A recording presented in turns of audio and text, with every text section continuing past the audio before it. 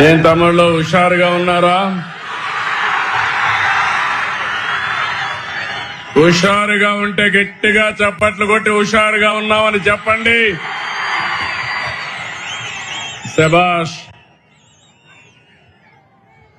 గౌరవనీయులు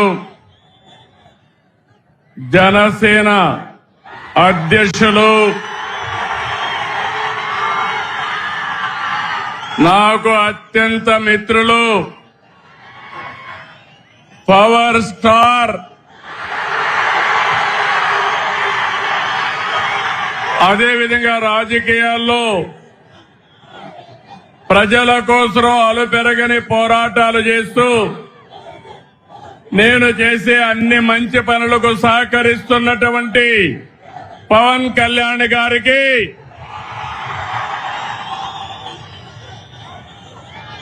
రాష్ట్ర బీజేపీ అధ్యక్షులు గౌరవనీయులు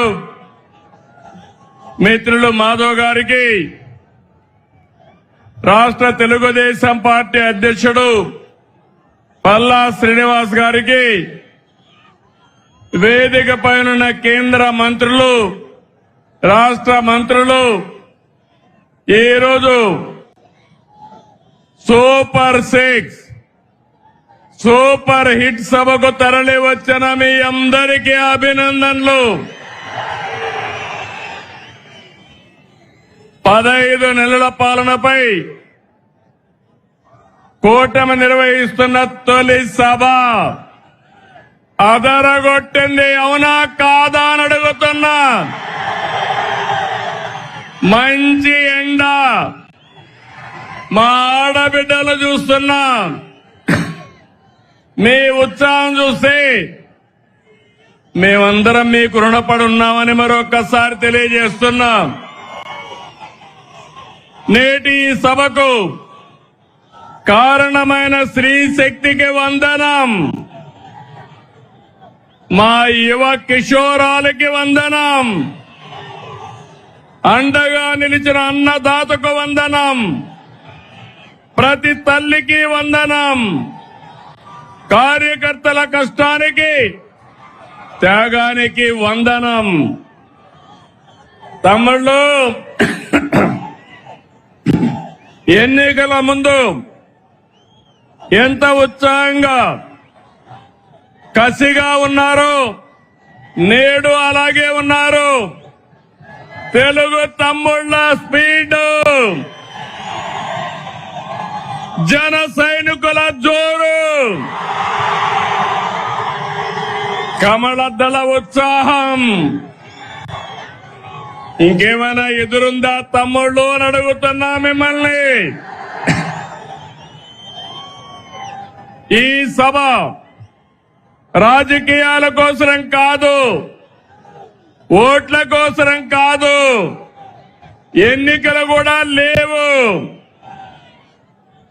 ఇదొక బాధ్యత కలిగిన ప్రభుత్వం, జవాబుదారీ ఉండే ప్రభుత్వం, ఇచ్చిన మాట నెరవేర్చిన ప్రభుత్వాన్ని చెప్పడానికి అనంతపురానికి వచ్చావని చెప్పి కూడా నేను మీకు తెలియజేస్తున్నా. సూపర్ 6 హామీని సూపర్ హిట్ చేశామని చెప్పేందుకు వచ్చాం. మీ ఆశీర్వాదం, మీ భాగస్వామ్యం కోసం ఇక్కడికి వచ్చామని నేను మీకు తెలియజేస్తున్నా. ఇప్పుడే కేశవ్ గారు చెప్పారు, బాధ్యత అంటే నేపాల్లో ఆందోళన జరుగుతున్నాయి. అక్కడ ఆందోళన జరిగితే 200 మంది తెలుగు వాళ్ళు అక్కడ చిక్కుకుపోయారు. ఆ సమయంలో ఎవరైతే హెచ్ఆర్ మినిస్టర్ ఉన్నాడో లోకేష్ గారిని రియల్ టైం గవర్నెన్స్ లో ఉండి మానిటర్ చేయమని ఆదేశాలు ఇచ్చాను. ఇది జవాబుదారీతనం, అవునా కాదా అని మిమ్మల్ని అడుగుతున్నా. సంక్షేమం అంటే ఓట్ల రాజకీయం కాదు. సంక్షేమం అంటే తాత్కాలిక అవసరాల్ని తీర్చడం కూడా కాదు. సంక్షేమం అంటే పేదల జీవితాలు మారాలి. పథకాలు అంటే పేదల జీవన ప్రమాణాలు పెరగాలి. అందుకే అన్ని వర్గాలతో చర్చించి 2024లో సూపర్ 6 హామీ మీకు ఇచ్చాం. ఇంకొక పక్క 2023 మే నెలలో 28వ తారీఖున రాజమండ్రిలో మహానాడు జరిగింది.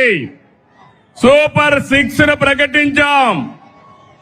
అదే సమయంలో కూటమి మేనిఫెస్టో కూడా ఇచ్చి మేమందరం కూడా సమిష్టిగా కష్టపడి ఇవన్నీ కూడా నెరవేర్చడానికి ముందుకు పోతున్నాం.